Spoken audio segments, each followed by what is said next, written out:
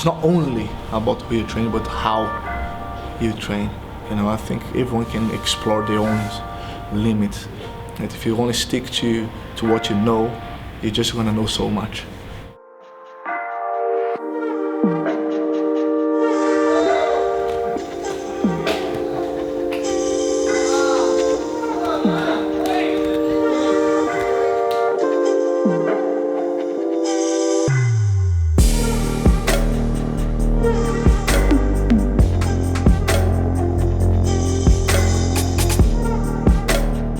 I believe that if you keep exploring your gray areas, to make the gray areas become the area that you're good at. Because the worst thing that you can do is like get in a fight and say, well, oops, I'll never be here before, how the hell am I gonna do here? If this happened, you're already like 5 steps behind. That's what I didn't want to allow to happen.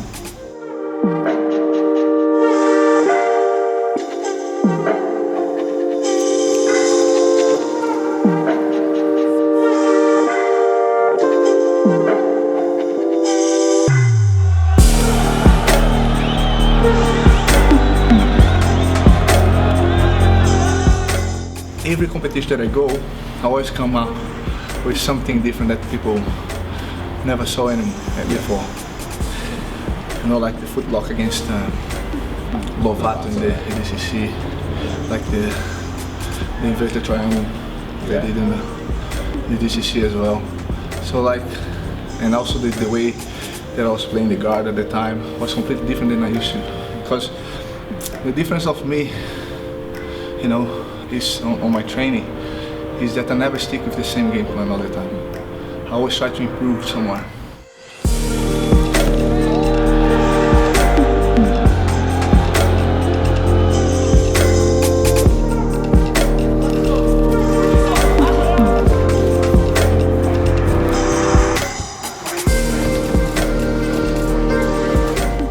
Between competitions, I don't keep training what I'm good at. I'm always leave a very big gap on my preparation to try out new stuff, to develop new stuff.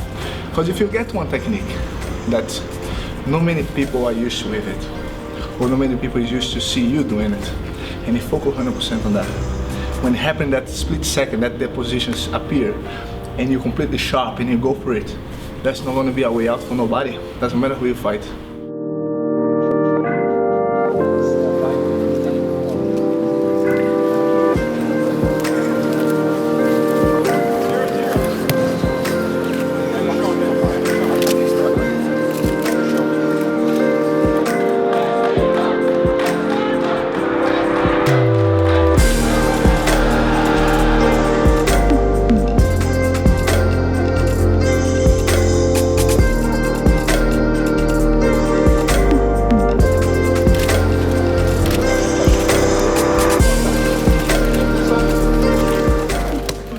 The majority of the black belts, they know how to work the technique.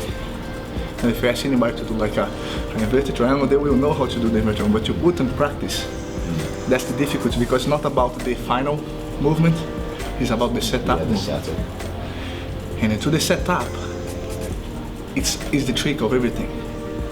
Fight is between two people, so it's not about what you want, it's about how the other person reacts for what you want.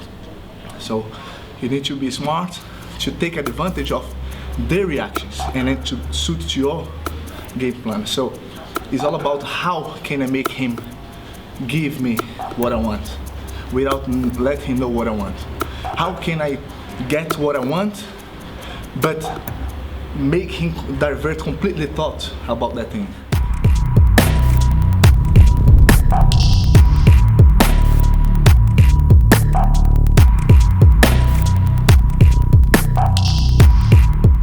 So it's kind of a lot of fakes, it's a lot of invisible part that you don't really see what's going on. A lot of people see, the inverted triangle, boom.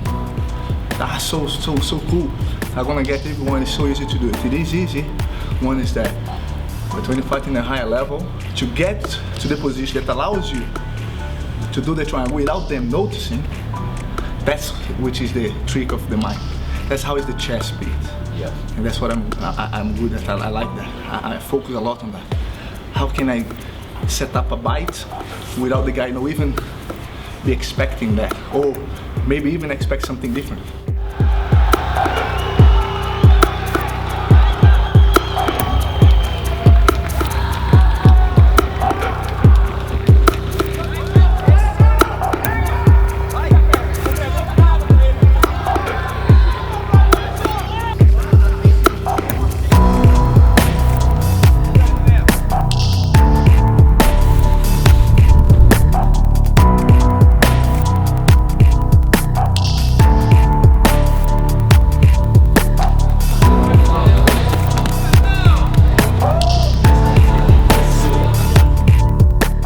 I've been through so many injuries, so many surgeries, and then how could I possibly still improve and fight against the top that was winning everything and then do well against them?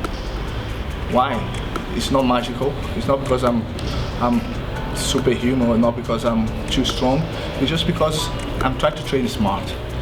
I don't try to train for quantity in terms of like a physical, like I go there and I give it a blast. I go and train smart to get him to improve.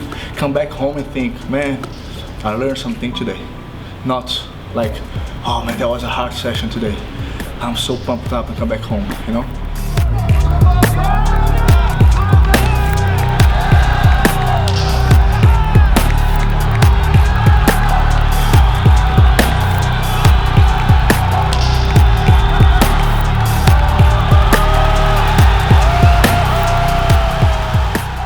Of course, it's important to go full on in the sparring, but it's a full on with focus on the technique, which is you add a little bit of the power, the strength, and the pressure towards the technique that you've been working throughout the whole month, you know. So that's the way that I like to train, and the way that I try to pass through my students as well.